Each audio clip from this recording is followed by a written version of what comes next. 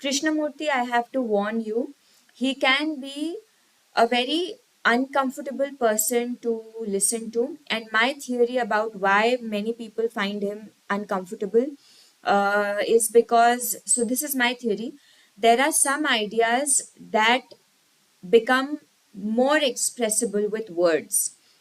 So, words and language, they make certain kinds of ideas easier to express.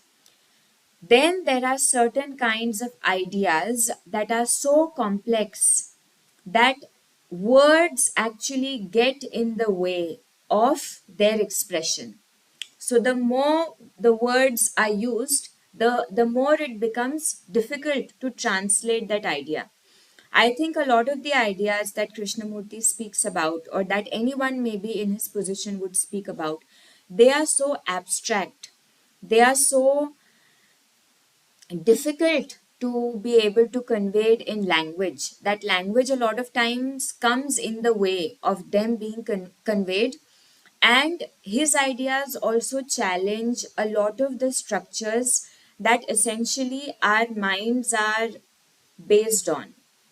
They are challenged, and it can be an extremely uncomfortable experience for us as human beings, us as people who depend on our ideas to be able to wake up every day, to be able to go to our job, go to our school, to be able to put effort into that relationship or that friendship.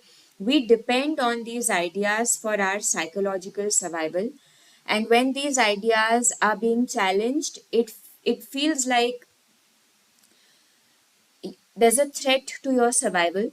So I think one of the things to circumnavigate that is to not feel this pressure to have to believe everything that he says. But it's like, okay, this is a new idea. It's like a mental exercise. It's like an exercise for my mind because somebody is introducing me to something that I have never thought of, perhaps.